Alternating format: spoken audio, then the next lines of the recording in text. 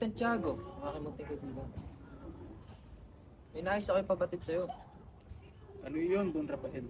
Mangyaring pagkasunduan na natin ang tungkol sa ating mga anak. Sige sila ay magkalayo. Nais mo bang sila'y pag-isahing dibdib pagdating ng tamang panahon? Pasa sa atpat, doon din naman nakakantungan nilang dalawa. Kung sa ganun ay bakit hindi? Halata namang sila'y nag-iibigan.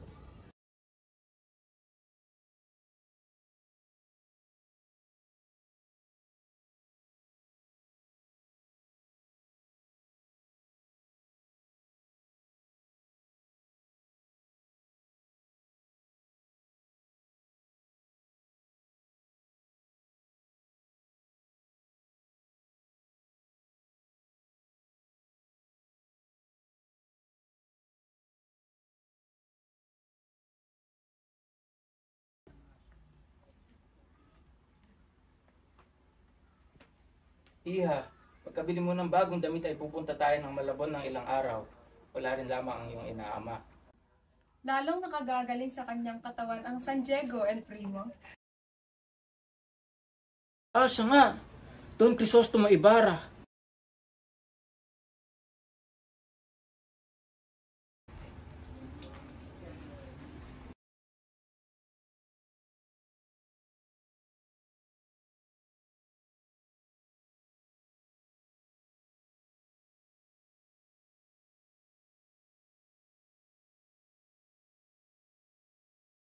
Maria! Abay, ano ba nangyayari sa'yo? Paumanhin po, Tia. Halika at mag-ayos ka na.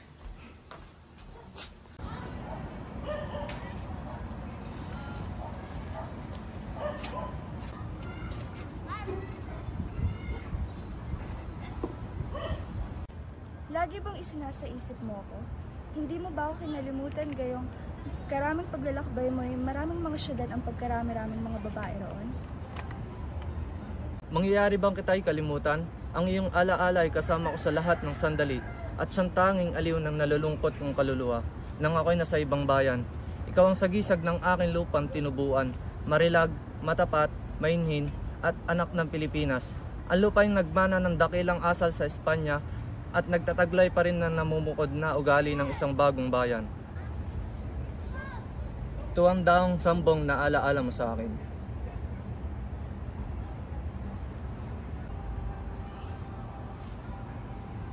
Yan ba ang liham na isinulat ko sa'yo bago ako umalis?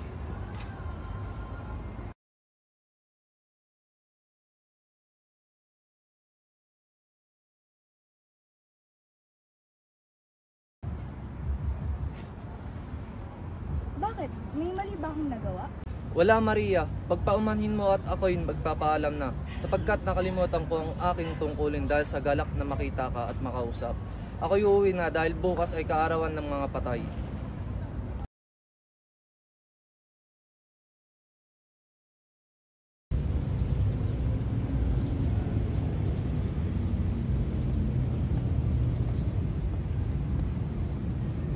Padre, Saan ba kayo paroroon? Kami po ay tutungo lamang sa Beaterio upang kunin ang aming mga gamit. Aha. Tingnan natin kung sino ang mananalo sa amin.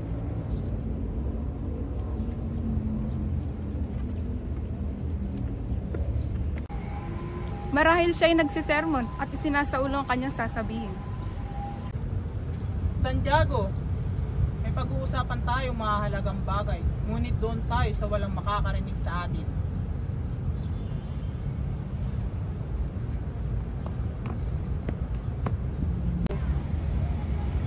Ngayon napagsabihan na kita. Oo, Padre. Maraming salamat. May panahon pa sapagkat totoong malayo ang linalakbay.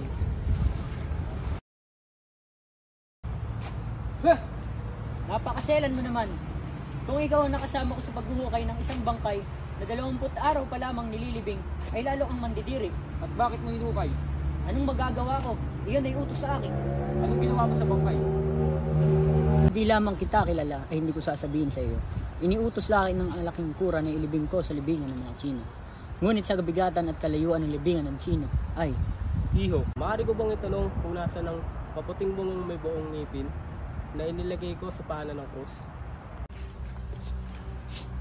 Ibibigay ko sa iyo ito at daragdagan kapag sinabi mo kung nasan ito naroroon.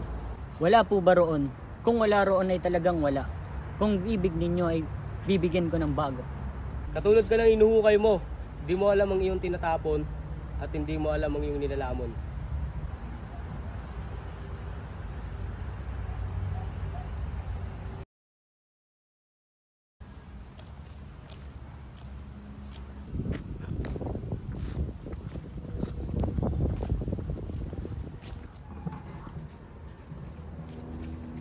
Mawalang galang na ho, masasabi po ba ninyo kung alin ang libing na may tandang krus sa dako roon? Sinunog ko ang krus. Ito ang utos ng kurong malaki, si Padre Garrote. Nasaan ang patay? Ilang buwan na pong pinahukay sa akin ng turang malaki. Ilipat ko raw po sa libingan ng mga Tsino. Umulan noon at totoong mabigat kaya... At ikaw ay sumunod! Ginoo, huwag kang magalit. Hindi ko inilibing ang patay sa libingan ng mga Tsino. Inisip kong napakababa ang mapasama sa libingan ng mga Tsino kaya't inihagis ko siya sa lawa. Ano ang ginawa mo sa aking ama? Halika na ho, Ginoong Ibarra.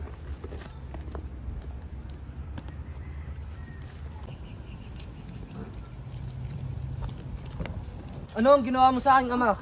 Wala, hindi akong may sala. Ang gumawa ay si Padre Damaso. Siya ang pinalitan ko.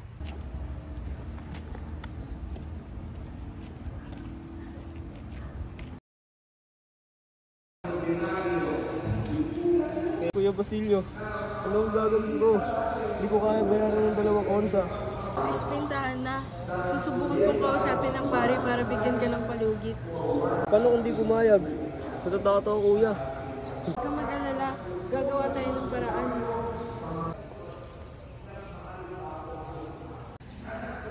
Labas mo ang 2 kausang ginto. Hindi ka makakabawi hanggat hindi mo ito nilalabas. Wala po akong ninakaw.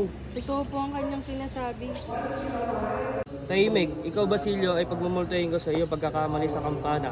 At ikaw Crispin, dapat ka magdusa sa iyong kasalanan.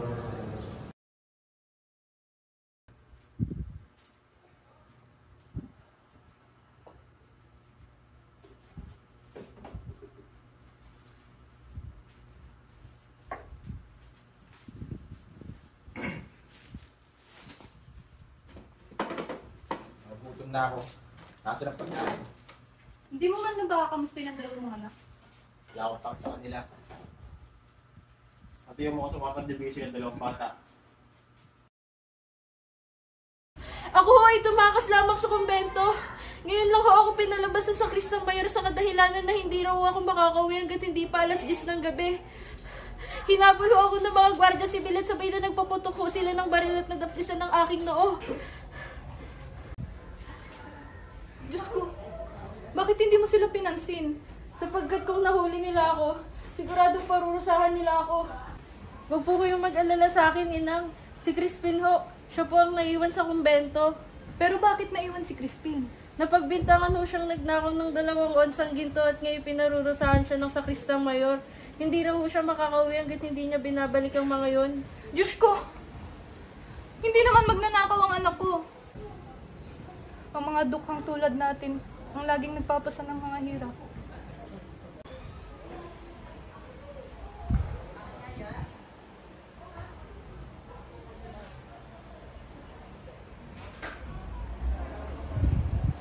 Inang, pahingi ho ako ng isang basong tubig.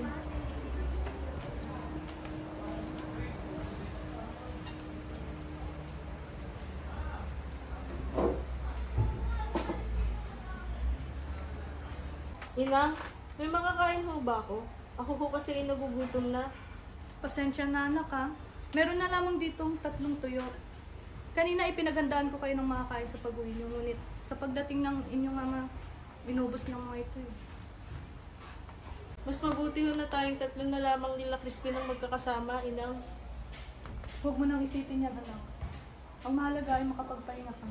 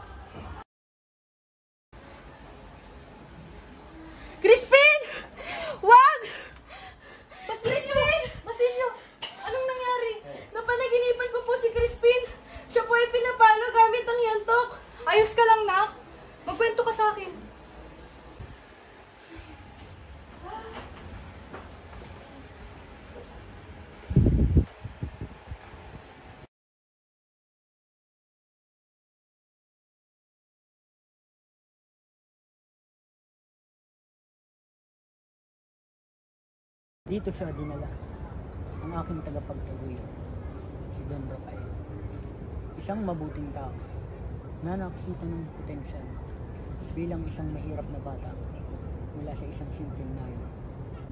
Binigyan niya ako ng pagkakataong matuto at naniniwala siya na ang kapangyarihan ng edukasyon ay ang siyang mag-aangat sa atin. Alam ko, Juanito, madalas nakikipagkwentuhan ng aking ama tungkol sa dedukasyon at pag-unlad sa ilalim ng patnubay. Ipinagmamalaki ka niya. Ngunit ngayon, nagbago na ang lahat. Wala na ang kanyang suporta. Nag-isa akong nakikipaglaban. Ang paaralan ay sira-sira. Ang mga bata ay gutom at pagod. At ang simbahan, patuloy na hadlang sa ating edukasyon. Anong ibig mong sabihin? Si Padre Damaso, ang dating kura, ay galit sa edukasyon. Naniniwala siya na ang kaalaman ay makukuha lamang sa pamamagitan ng parusa. Ipinagbabawal niya tayong magturo ng Kastila kahit ito ay utos ng pamahalaan. Gusto niyang manatiling mangmang ang mga Pilipino, umasa sa simbahan at hindi marunong tumisip para sa sarili. Nakakapikon, paano siya nagiging bulag sa pangangailangan ng mga tao?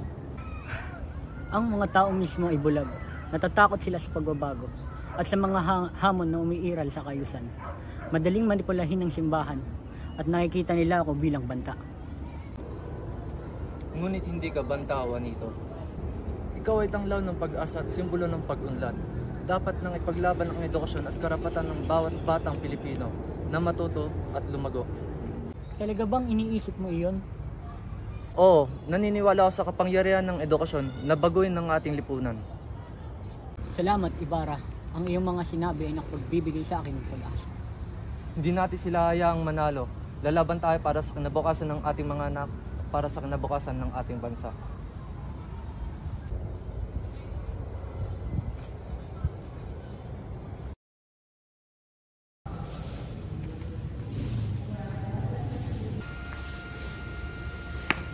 Crispin, anak! Nasaan ka? Hindi magnanakaw ang anak mo! Crispin! Crispin! Ano ba yun? Sisa, walang anak mo rito. Umalis ka na. Hindi ko siya iiwan. Tulungan mo kung hanapin siya. Wala ka nang magagawa dito. Umuwi ka na.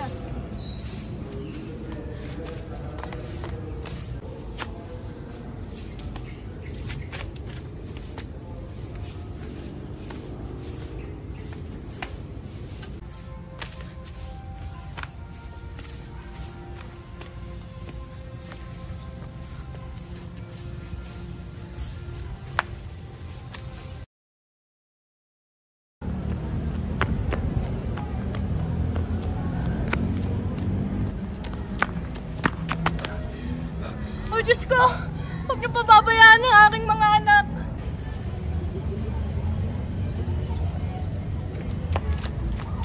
Hoy! Ikaw ba si Sisa? Ang ina ng magnanakaw na bata? Opo, ako si Sisa. Ngunit hindi magnanakaw ang aking mga anak. Huwag ka na magmangmangan. Ilabas mo na ang iyong mga anak. Nakatakas ang pinakamatanda mong anak. Ilabas mo na yung mas bata. Hindi ko alam. Dahil hindi pa siya umuwi simula kahapon. Kung gayon, ikaw ay isasama namin. Hindi ka namin papalabasin hanggat hindi mo itinuturo ang iyong mga anak. Po, parang awa niyo na. Bitawan niyo ako. Wag! Huwag kang makulit!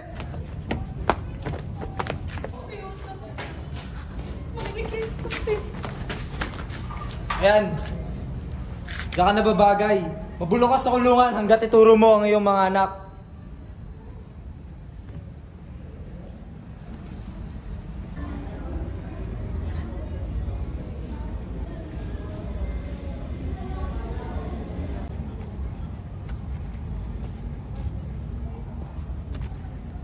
Guardia, ang krimeng iyan ay kasalanan ng kura. Pakawalan ng biyag at wag na siyang abalahin kailanman.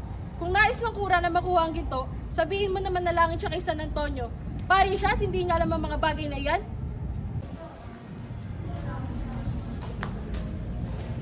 Oh, makakalaya na daw.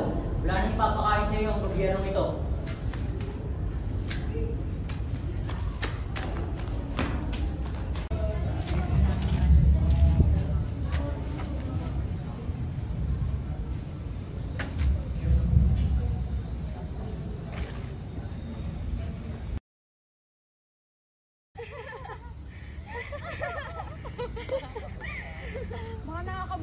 kayo sa mga natutulog pa.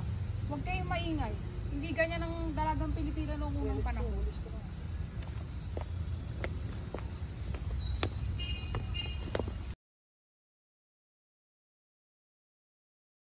Pupunta ka ba sa pista? Matutuloy kaya yun? Oo, pupunta ako. Kaso hindi kaya umulan? Hindi ko nga rin alam eh, makulimlim kasi. Sana matuloy. Kaya nga, ang dami pa naman nakahanda. Ihanda na ang paasim. Kailangan nang ihulog ang isda sa kumukulong sabaw.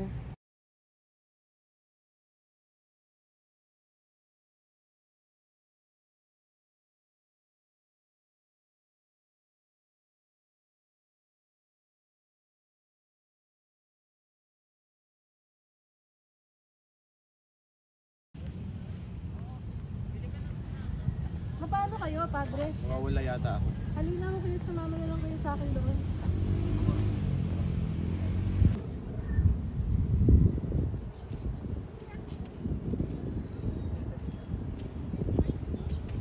Alam ba ninyo sino na nakikipaday Damaso? Sino ang pinaghihinalaan, Padre? Siya ring naghagis sa iyo sa putik.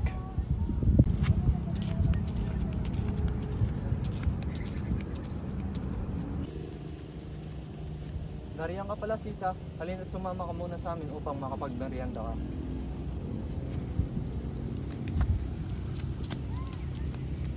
Sisa! Ginoo! Alam mo ba kung nasan si Elias? Hindi ko na siya nakikita. Bali-balita sa buong bayan na kinupkop ko si Elias. Wala na kayong pakialam sa kung sino pinapapasok ko sa aking bahay. Bueno, magpapatuloy pa rin kami na paghahanap kay Elias. Maraming salamat, Ibarra.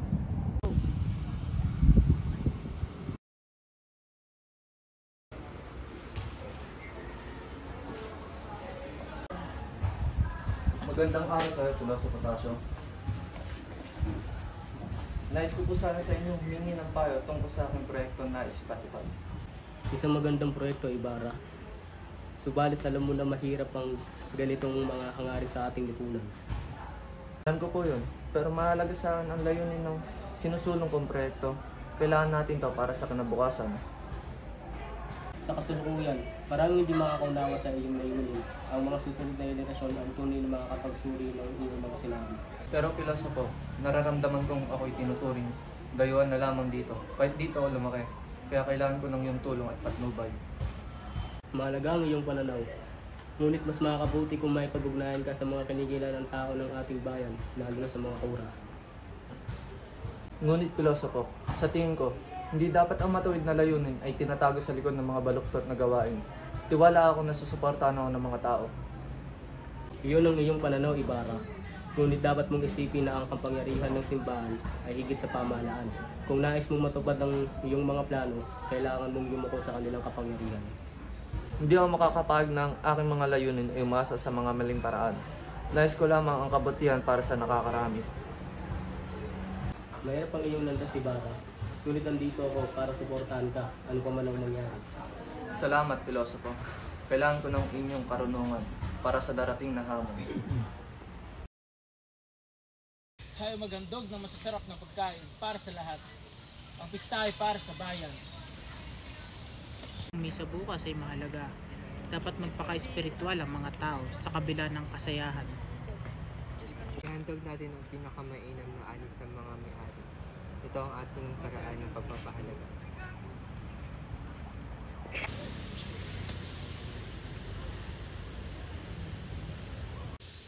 Kailangan natin matapos ang bahay paaralan para sa kabataan. Sa kabila ng pista, may mahalaga tayong misyon.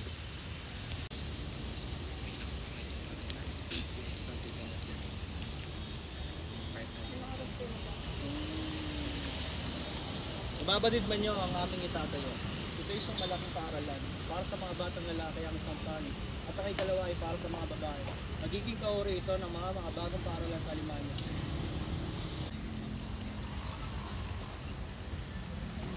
Nagandog ng tulong kay Ibarra ang mga may kaya. Iniling ng kurang na siya ang gawing padrino at siya rin ang babasbas sa paglalagay ng unang bato sa huling araw ng pista.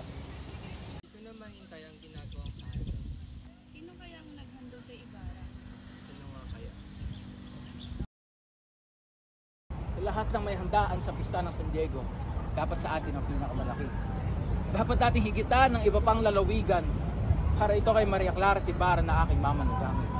Oo, Kapitan. Ihahanda ko ang lahat ng kailangan.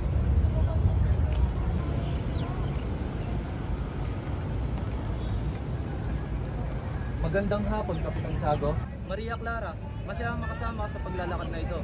Ako rin, Crisostomo. Ang ganda ng paligid sa ganitong oras ng araw. Maria Clara, ito isang agnos na may brilyante de esmeralda at kahoy mula sa may bangka ni San Pedro. Ito ang suotin mo sa pista. Maraming salamat, Ama. Napakaganda nito.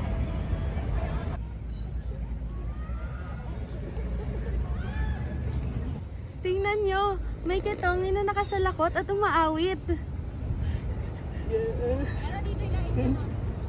Naaawa ko sa kanya. Heto at ibibigay ko ang aking agnos.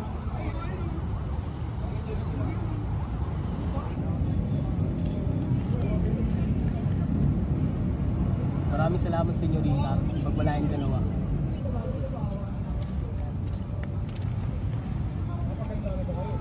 Tignan mo ang ilaw sa kampanaryo. Naroon ang anak ko si Basilio na bumababa sa lupa. At doon sa kumbento, naroon naman ang anak ko si Crispin. Hoy! Halika rito!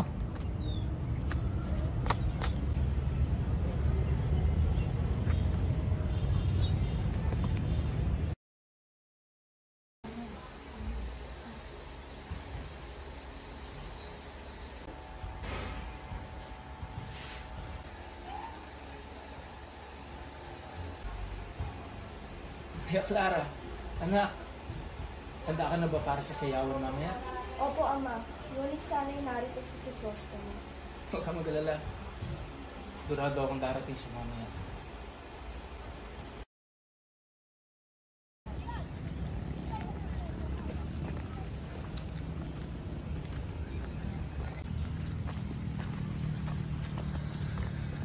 Oh, Piloso Pungtasyo, ba't di ka pa nagbibihis? Para sa okasyon, hindi ba nararamdaman ng kasiyahan ng piyesta? Ang pagsasaya ay di paggawa ng kalokohan, tulad ng pagwawalas ng salapi. Naisip kong pagtakip sa karangian ng lahat ang paglulustay na ito. Ang pagsusugal, ang pagsasaya, isipin ginagawa ito sa gitna ng kahirapan at pangangailangan. Tamang ipinahayag ni Piloso Pangtasyo na pagtatapon ng salapi ang pagdiriwang ng pista. Ngunit wala siyang magawa sa kagustuhan ng kapitan at ng kura.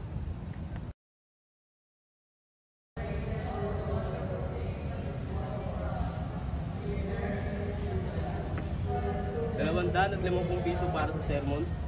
Mas puro pa ang komedyante. Ang sermon ay nakakapag-akyat ng kaluluwa, samantalang ang komedya ay nagdadala sa impyerno. Kahit na mas malaki ang halaga, mas pipiliin ko pa rin ang sermon.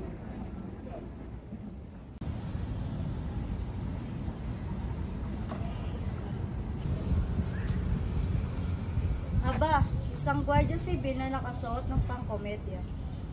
Hindi ba't kamukha na si Prinsipe Gudardo na napanood natin kagabi?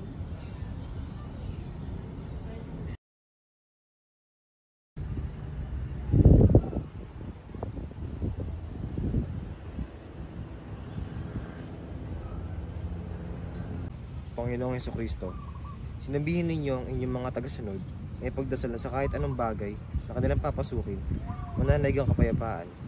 Hinihingi namin ang inyong basbas para sa gusaling ito na magsisilbing eskwelahan para sa mga kabataan. Ipagkaloob ninyo ang inyong kapayapaan at pagpapala sa rito ng buong buo. Bigyan ninyong bahay ang mga mag-aaral para sila'y matuto ng gusto. Pinagdarasal namin ito sa pamamagitan ninyo sa Kristo, aming Panginoon. Amen. Ginoong Ibarra, baka gusto ninyong kayo na lang maglagay ng kaso? Gustuin ko man, subalit ang eskribano dapat ang gumawa niyan. Eskribano?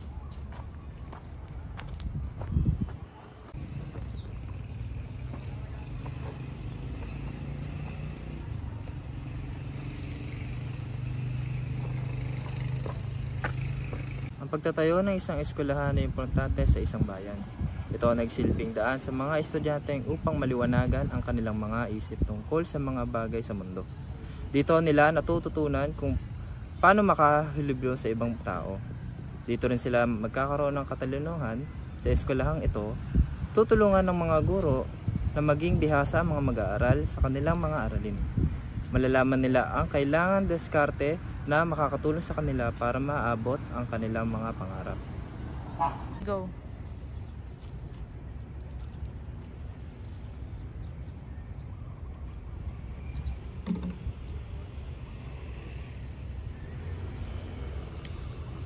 Hindi ba kaya akit sa ukay upang magbigay ng bato? Ayokong matulad kay Juan Palomo. Ngunit di matutuloy ang paghugod kapag di ka nakapaglagay ng bato.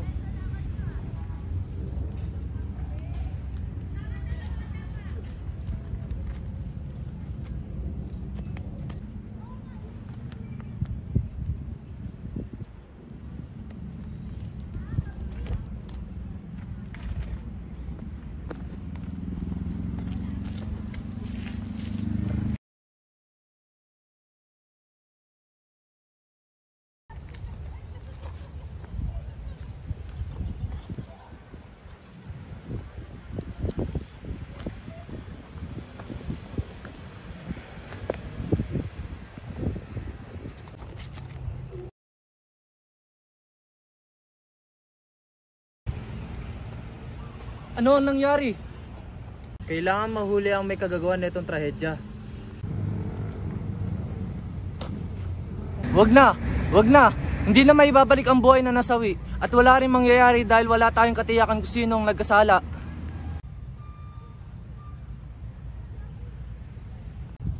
Ang pangyayaring ito ay nagpapahiwatig ng hindi magandang simula.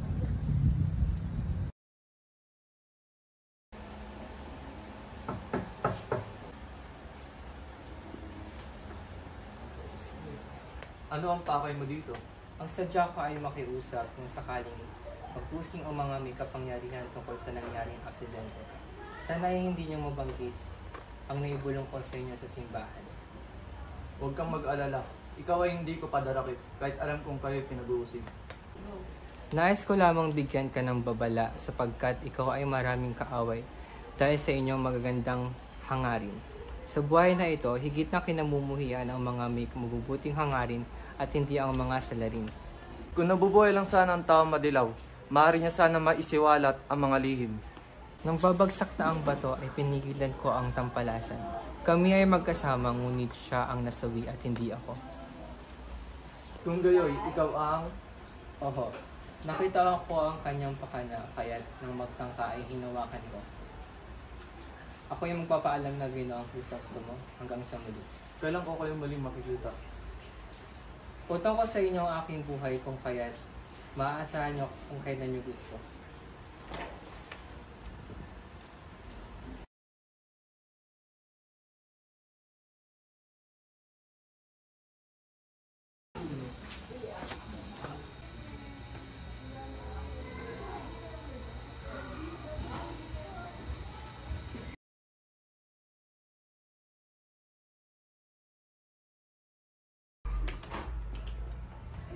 Ang Ginoo, pupunta ang karangal-rangalang general dito sa aking tahanan upang paunlakan ito.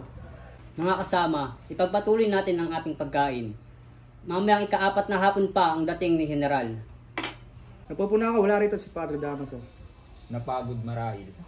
Nabanggit po ni Ginoong Ibarra ang arkitektong nagsitulong sa kanyang binabalak nung nagdumating ang inyong rebelensiya. Ako ay walang kamuangan sa arkitektura. Binabaliwala ko ang mga arkitekto at dinudusta ang mga mangmang na nagpapagawa sa kanila. Ngunit ang isang paaralan, tulas ng ipinapatayo ni Ginoong Ibarra, nangangailangan siya ng mga dalubhasa. Ano bang dalubhasa ay?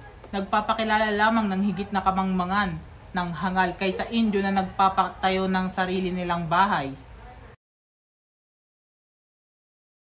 Ang Indio ay kilalanan ninyo.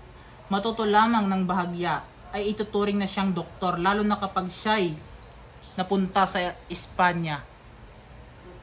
Padre, hintay muna kayo.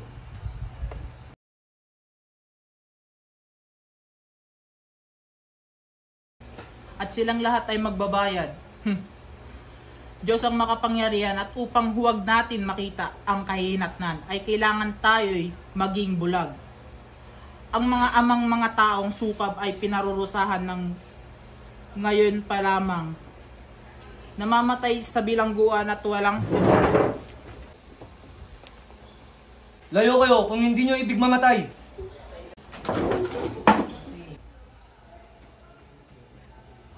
Nakikita mo bang katahimikang iyan?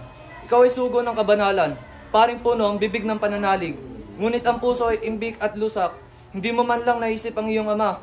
Niyang kahalagan niya sa iyo. Sa pagtitipon ito, sa lahat ng narito na iyong hinahamak ay wala kang katulad, ni isa man sa kanila. Huwag kayo lalapit! Natatakot ba kayong marungisan? Masamang dugo ang aking kamay. Inalipusta ang aking ama. Siniraan, inusig, at ginamit ang mga mangmang laban sa kanya. At gamit pa ang kapangyarihan ng isang pari. Nilipastangan ang kanyang libingan. Nilait ang kanyang alaala. Ngayon pati ako na ang kanyang anak ay pinag-uusig. Tama na, Ibarra. Alang-alang na lang sa akin. Huwag mo nang gawin yan kay Padre Damaso.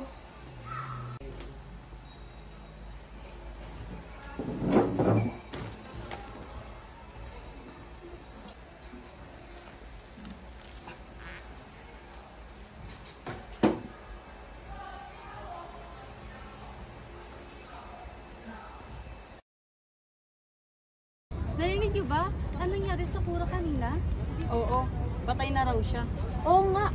Alam niyo ba nang buhati si Padre Damaso puno ng dugo ang kanyang muka at hindi na humihinga?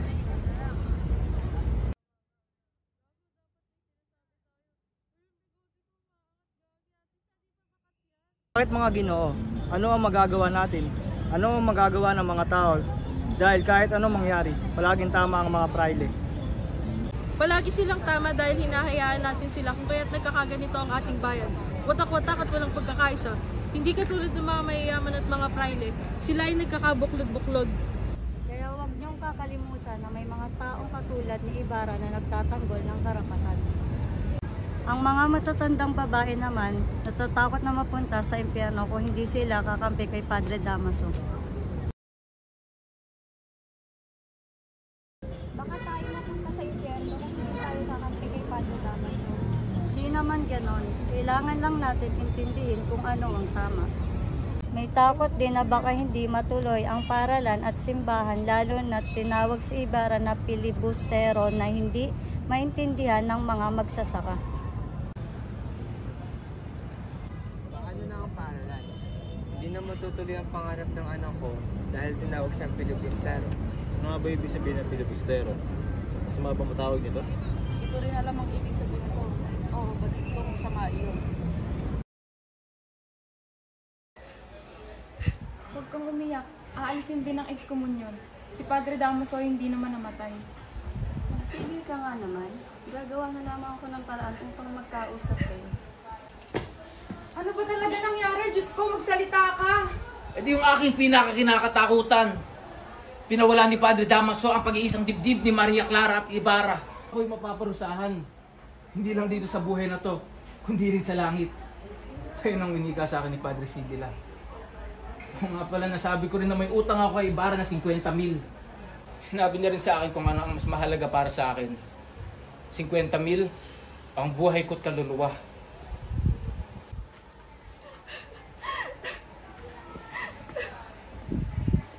Anak, huwag kang tumangis. Huli kong nakitang yung ina na tumatangis nung siya'y nagdidili. Huwag kang mag-alala. Si Padre Damaso ay naghahanda ng bago mong katipan.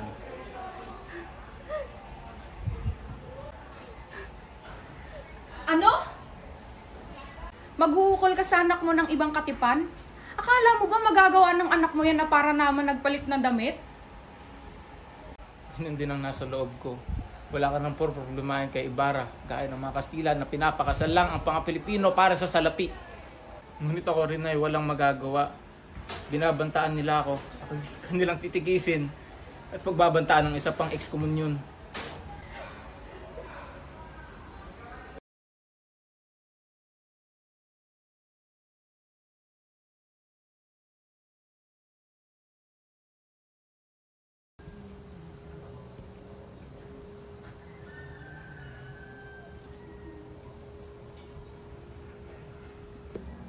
Binibining Maria Clara, nais ko kayong makausap at mapasalamatan sa inyong katangi-tanging ginawa. Ngunit Ginoo, Binibini, karangalan ko kayo makausap pang muli bago ko iwan ang bayang ito. Ginong Alkalde, samahan niyo ako. Ipinapabatid po namin sa inyo kamahalan na si Ginoong Ibarra ay isang ekskomulgado.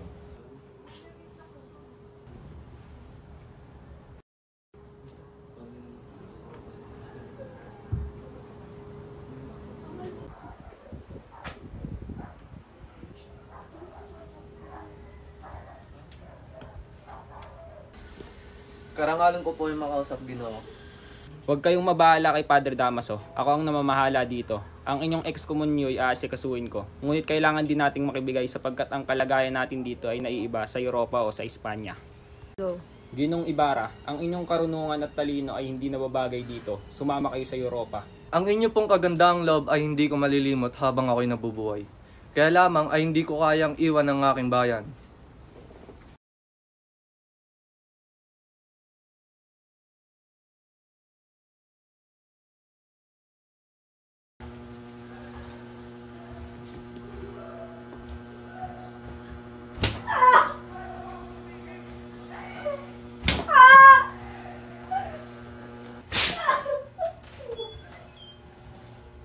Hindi mo ba ako babatiin, mahal kong Alvarez?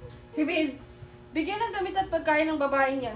Gamutin din ang kanyang mga sugat dahil bukas na bukas ay dadalhin natin siya kay Ginoong Ibarra. Naiintindihan mo ba?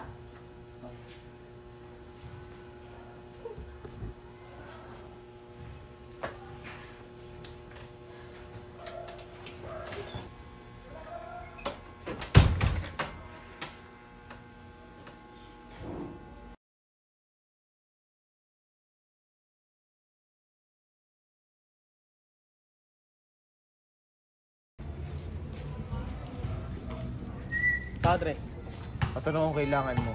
ako po ang kapatid ng namatay nung araw ng pista. At ano? Nagpunta po ako sa bayan ni Don Crisostomo upang manghingi ng bayad. Pinsala, halos sipain niya. Padre, 500 piso kapalit ng aking kapatid. 500 piso lang, Padre, ang aking hinihingi. At ano naman ang gusto mo? Kilala po ang Padre sa aming probinsya. Magpasalamat ka at hindi kayo pinatapon ng Don Crisostomo sa karsel. Lumayas ka rito.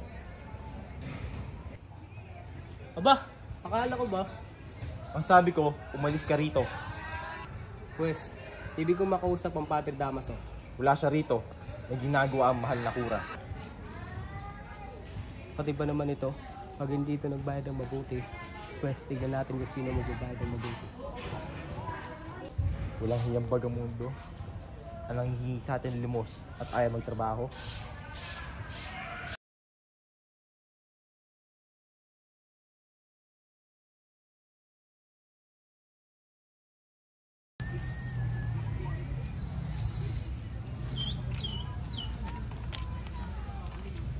Sino ka? Kasama ba ninyo si Matandang Pablo? Ang kapitan ba ang hanap mo? Oo, narito. Kung gayoy, sabihin mo narito si Elias at tinahanap ko siya.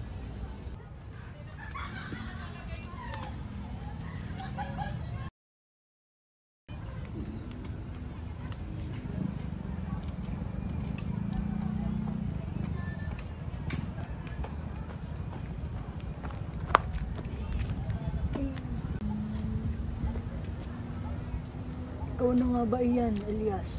Ako na nga po ito. Nalulungkot ako na nandito kayo at nanumumuhay sa dilim. Tama ka. 6 na buwan na rin ang nakakaraan ng patuloyin kita sa aking tirahan. Tama po kayo. Nakarating sa akin ang balitang nangyari sa inyong anak kung kaya't hinanap ko kayo sa ibang lalawigan. Oo, umalis na ako upang wala nang madamay sa lalawigang iyon. Ganyan-ganyan din po ang nangyari sa akin. Nilayuan ko ang lugar na kinalakhan ko. Ngayon, dahil wala ang iyong anak, ituturing ko kayong ama. Kung mamarapatin ninyo, gusto ko kayong isama. Matanda na ako, Elias. Gusto kong magawa ang mga bagay na gusto kong gawin. Ngunit matanda na ako. Hindi na kagaya ng bata-bata pa ako.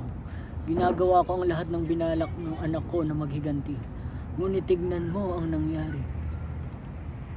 Nang may nanaganap na nakawan, tinanggap iyon ng anak ko.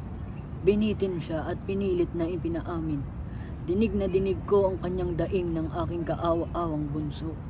Ako na ama niya nung panahon na iyon ay walang magawa. Naduwag ako, nawalan ako ng lakas para umamin.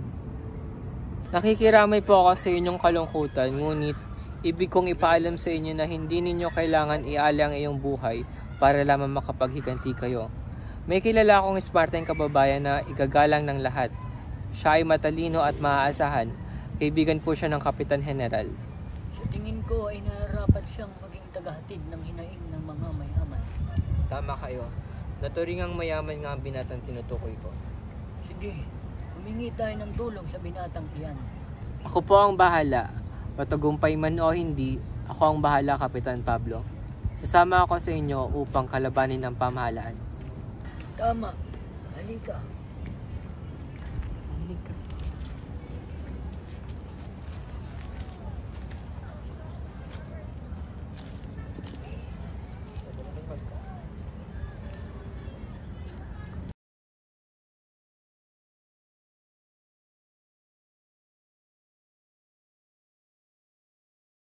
Napakapangit ng mga bahay. Tanging injo lamang ang makatitira riyan. Nasasalubong na tayo at hindi man lamang nagbibigay pugay. Paluin mo sila ng sombrero. At kung makisakta nila, hindi ka ba lalaki? ngunit ako'y Pinay.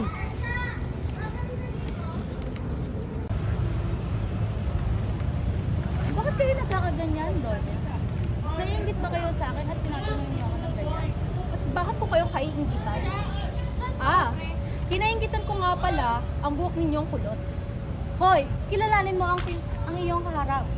Hindi ito probinsyana o kalunyanong sundalo. Ang mga alperes ay sa punto ng bahay ko naghihintay. Aba, excellentísima senyora Putol. Ang mga alperes nga ay hindi, ngunit ang mga pilay na katulad niya ay maaari.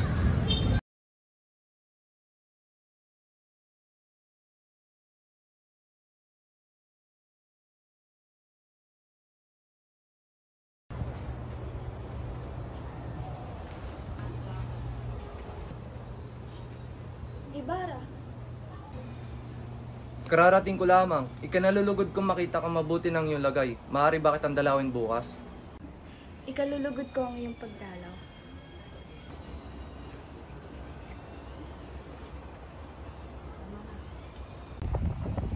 Sabihin sa lahat na hindi ako ekskomulgado. Nakisalamuha na ako sa arsobispo. Hindi po namin iniintindi ang excomunion sapagkat lahat kami ay excomulgado na.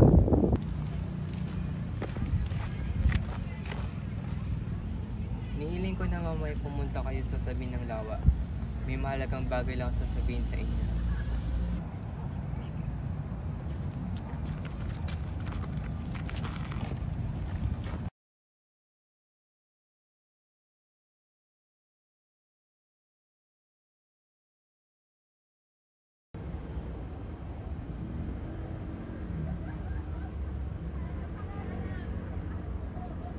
Patawarin mo ako, Ginoo, kung nanyayahan kita dito. Maasa lamang ako na makausap ka na ikaw lamang at walang iba makakarinig. Huwag ka mag-alala, hindi tayo magtatagal dito. Kaya nagkakamali, Elias. Kailangan kong ihatid mo ako doon sa bahay na iyon. At may kailangan akong kausaping alperes. Nakilala ko siya bago ako pumarito at sinabi kong kitain niya ako doon kung gusto niyang ialay sa akin ang kanyang pakikilakbay. Ginoo, may utang na loob ako sa'yo. Ngunit sana'y sinama mo na sa'yo ang alperes. At paano ka? Hindi naman niya ako makikilala. Oo nga pala. Ano ang ibig sabihin mo sa akin? Ginoo, ako'y tagapagdala ng hangad ng sawing palad. Hangad ng sawing palad? Ano ang sinasabi mo, kaibigan? Sa lakas ng mga hukbong saserdote, sa mga hukom na tagahatol, humingi sila na maituwid ang pamahalaan. At paano ito maitutuwid? Paano maitutuwid? Ang kaunting paggalang sa karangalan ng tao upang mapanatag ang mamamayan, ang pagbawas sa paggamit ng hukbong santatahan, pagbabawas din sa kapangyarihang bigay sa hukbong ito na madaling pagbubuhatan ng kasamaan. Elias, hindi ko alam kung sino kayo, ngunit alam kong hindi kayo pangkaraniwang tao. Sana ako'y maunawaan kapag sinabi ko ang kasalukuyang kalagayan ng mga bagay-bagay dito sa atin. Maaring makipag-usap ako sa Kapitan General, subalit wala silang magagawa. Kahit na ang mataas na punong ito, dahil wala silang kapangyarihan upang magpasok ng pagbabago katulad ng iyong gusto. Maging ako man, sagaan ng akin ay hindi rin makagawa ng anumang hakbang na makakatulong sa iyo, dahil baka mas lalong makasama pa ang iyong balak. Hindi mo ba naiintindihan, Ginoo? Minsan kailangan natin gumawa ng kasamaan upang makagawa ng mabuti. Pag ikay nagkasakit, gagamit ka ba ng marahas na lunas? Unti-unti mong gagamutin ang sakit hanggat ito'y gumaling. Ngunit iiwasan mo ang bagay na makapagpalala dito kahit sa tingin mo'y mas mabilis kang gagaling. May sakit ang ating lupain, Ginoo. At sa ngayon, kailangan natin ng mabangis at marahas sa lunas upang gumaling ito. Para sa akin, mas masama ang manggagamot na walang ginagawa upang lunasan ito. Imbis na hintayin gumaling, hindi ba dapat pinapalakas natin ang ating katawan upang lumaban dito? Ngunit ang pagbawas ng Gwardiya Sibil ay magiging sanhi ng peligro sa mga simpleng mamamayan. Sa tagal lang may Gwardiya Sibil sa bayang ito, hindi nawawala ang tulisan. Andito man sila o wala, hindi mawawala ang krimen. Naguguluhan ako, pero naintindihan ko ang gusto niyong mangyari. Ano pa ang hinihingi ng sawing palad?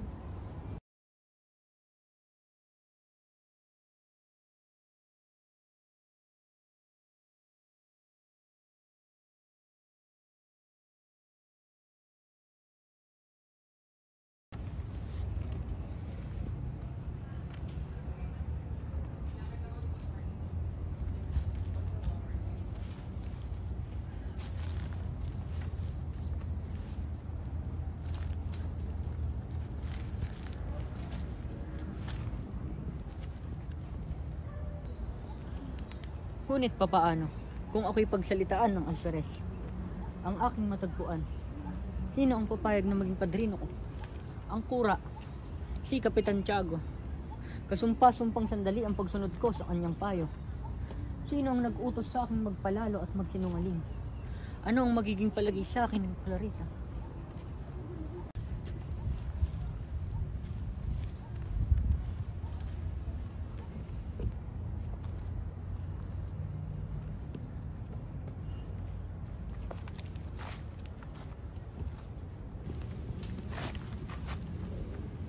Kura, maupo tayo.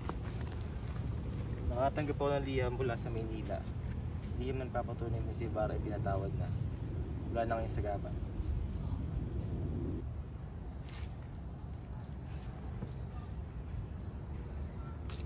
Ngayon ko nakilala si Ginoong Ibarra ay isang mabuting binata. Kaya lamang pabigla-biglang kumilos, ngunit mabilis magpuno sa kanyang pagkukulang. Kung di lamang dahil kay Padre Damaso. Paano kung hindi mapatawad ni Padre Damaso si Ibarra?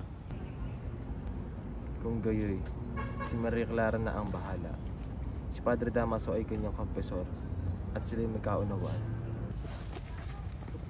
Ibarra. Huwag kayo magulat. Kailangan ay pinupuri ko ngayon. Nakita niyo po ba si Sinang? Andun siya. Sinang, halika ron.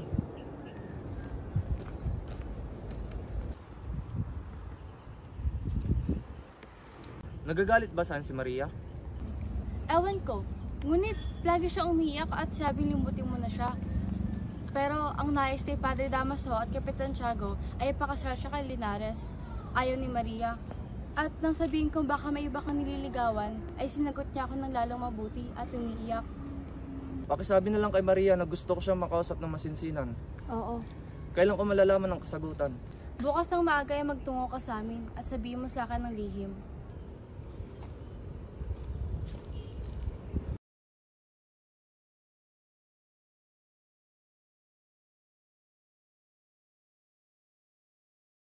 Nakausap mo ba si Elias?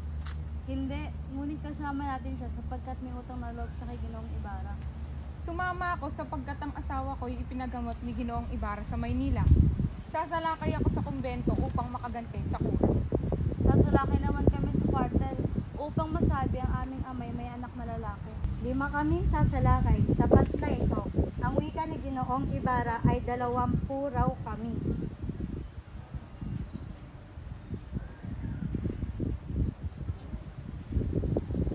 Maghiwalay tayo sapagkat ako'y sinusundan. Tanggapin ninyo bukas ang mga sandata at sa gabi ang paglusog. Ang sisigaw ninyo'y, mabuhay si Ginoong Ibarra. Lumakad na kayo.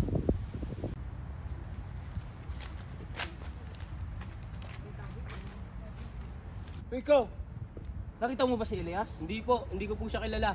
Sulong hangal! Hoy! Liga nga rito. Saan ka pupunta? Ha?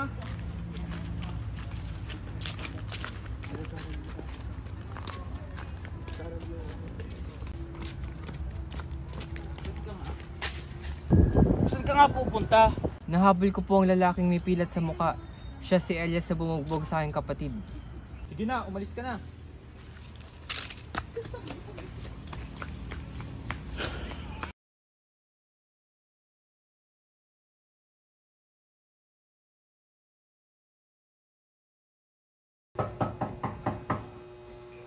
Ginoong Ibarra. Sunugin niyo lahat ang mga kasulat na nakakapinsala sa inyo at tumungo kayo sa pook na malayo sa panganib. Subalit bakit? Sapagkat nabatid ko ngayon ang isang pag-aalsa at kayo ang pinangangandakang puno upang kayo'y masawi. Isang pag-aalsa at sino ang may kagagawan?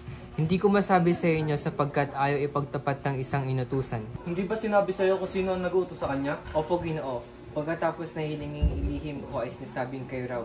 Diyos ko! Kumilos na kayo ngayon din sapagkat ang pag-aalasang ay nakatakda ngayong gabi.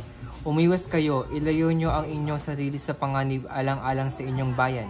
Ngunit sana ako paroroon. Ngayong gabi hintayin ako ni Maria Clara. Kahit saan, ngunit wag lamang malapit dito, sa bahay ng may kapangyarihan upang hindi masabing kayo ang nasa loob ng kilusan. Ano ang dapat kong gawin, Elias? Sunugin ninyong lahat ang inyong mga kasulatan. Tumakas kayo at hintayin ang anumang mangyayari.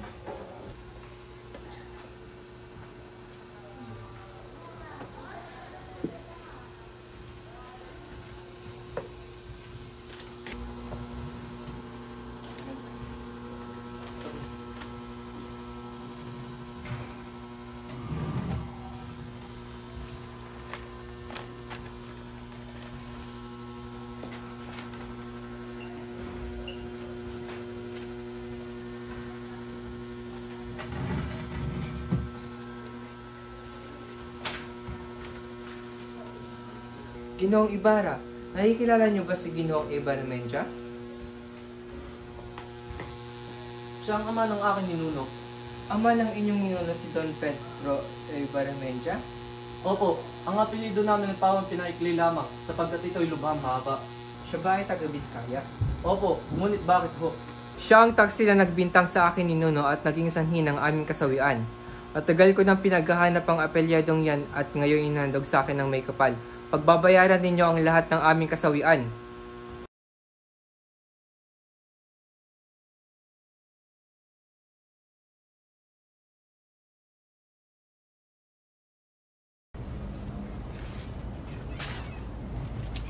Akala mo'y Misa de Garcia, isang kastilyo. Higit na mas marami ang putok kagabi kaysa ng looban ni Balat ang bayan. Maraming putok, sinasabing ililikha ng mga tulisan ni Tandang Pablo. Hindi. Ang naglaban daw kagabi ay ng mga Guardia Civil at ang kwadrilyero, kaya nakakulong ngayon si Don Filipo. Ganyan ang nagiging wakas ng mga taong walang hanap buhay.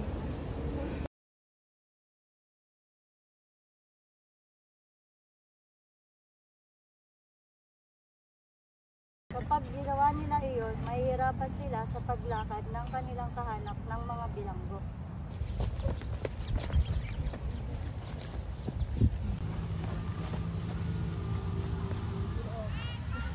Kung sino pang may sala, siya pang walang tali. Gapusin niyo ang mga kawal ng abot sigo.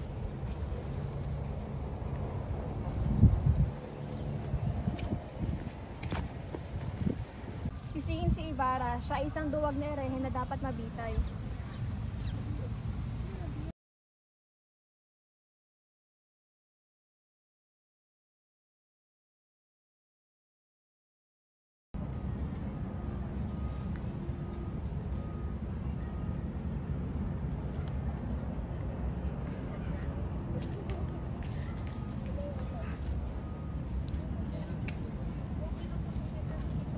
Maria, sa lalawigan pa ako nang galing upang masaksiyan ng iyong kasal. Bakit ka malulungkot? Nagkatampuhan ba kayo ni Linares? Huwag kang malungkot, anak ko. Ako ang nagdurusa sa ginagawa mong iyan. Ako po ba'y minamahal ninyo? Maaari niyo po ba akong tulungan sa aking ama na sirain ang kasunduan ng aking kasal? Ako ang nagdulot sa iyo ng kasawian. Patawarin mo ko, anak ko. Ikaw ay aking minamahal, kagaya ng pagmamahal sa isang anak. Wala akong kaligayahan kung di ikaw. Kung gayoy, payagan ninyo akong magmadre. Magmadre? Hindi mo ba alam, anak ko, ang buhay at lihim sa likod ng makapal na pader sa kumbento? Ang kumbento o ang kamatayan ko? Diyos ko, pinarurusahan mo ko, anak ko. Magmadre ka, huwag ka lang magpakamatay.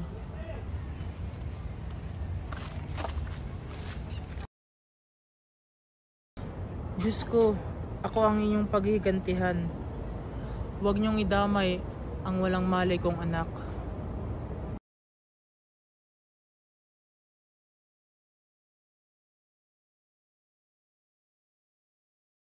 Ang Generalillo Melagüero o munting general, inipapakagat labi marahil sa nangyaring ito.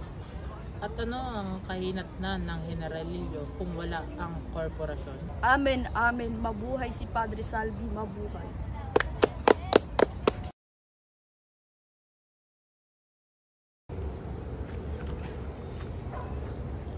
Ay Beren ng Antipolo, ay Belren del Carmen. Yan na nga bang sinabi ko? Hindi ba't sinabi mo sa akin na anyayahan ko siyang kumain rito sapagkat siya'y mayaman? Sinabi ko iyon sapagkat wala ka ng ibang ginawa kundi ang pumuri kay Don Crisostomo sa lahat ng oras. Iniutos ko sa iyo makipag-usap sa piging na iyon.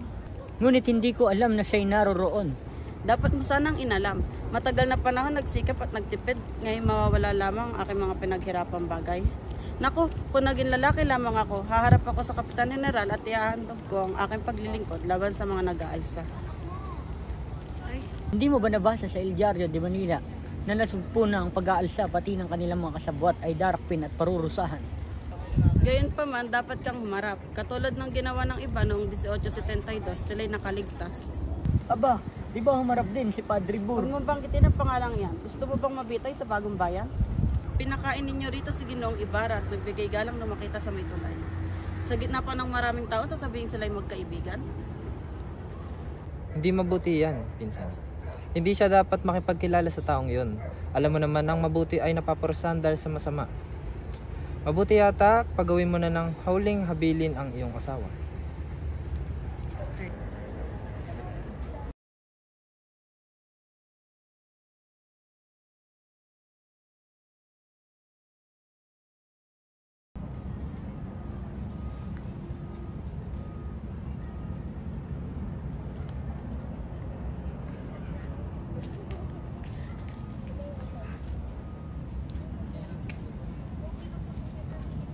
Maria, sa lalawigan pa ako nang galing upang masaksiyan ng iyong kasal. Bakit ka nalulungkot? Nagkatampuhan ba kayo ni Linares? Huwag kang malungkot, anak ko. Ako ang nagdurusa sa ginagawa mong iyan. Ako po ba'y minamahal ninyo? Maaari niyo po ba akong tulungan sa aking ama na sirain ang kasunduan ng aking kasal? Ako ang nagdulot sa iyo ng kasawian. Patawarin mo ko, anak ko. Ikaw ay aking minamahal, kagaya ng pagmamahal sa isang anak. Wala akong kaligayahan kung di ikaw.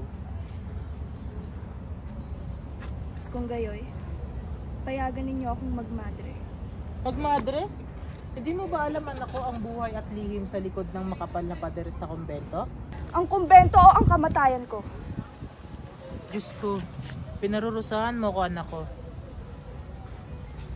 Magmadre ka, huwag ka lang magpakamatay.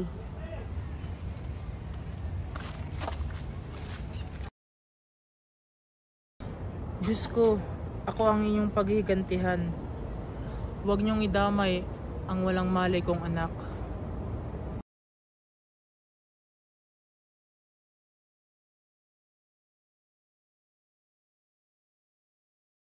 Dalawang buwan na magmula nang makuha ka namin sugatan. Akala nga namin mamamatay ka na. Diyos na po ang bahalang gumanti sa inyong kabutihan. Ang nais ko lamang po ay makita ang aking ina at ang aking bunsong kapatid na nasa bayan.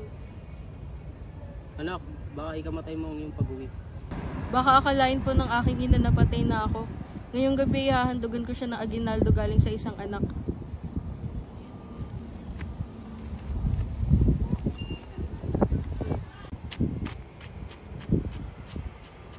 Inang? Inang!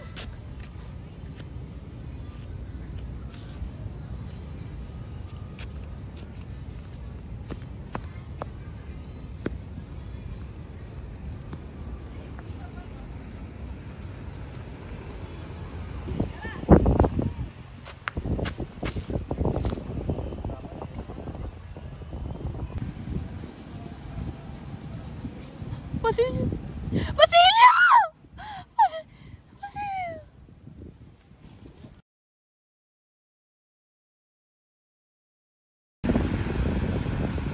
Inang?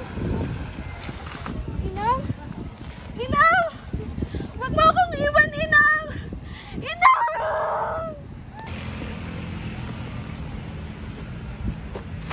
No, maaari mo ba akong tulungang ilibing ang aking ina? Hindi na rin ako magtatagal. 2 araw na ako walang kain. Sigaw mo naman ang aking mga sugat. Hindi na ako aabot. Ngunit may mga kahoy doon sa kabilang batis. Dalhin mo dito.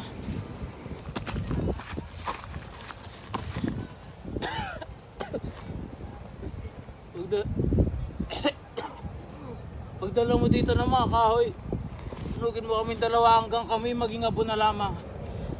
Pagdating ng takip silim at wala ng tao, lumagay ka dito. May makikita ka marami sa labi. Gamitin mo ito sa iyong pag-aaral. Bilis! Kunin mo na yung mga kahoy. Hindi na kita matutulungan. Kasi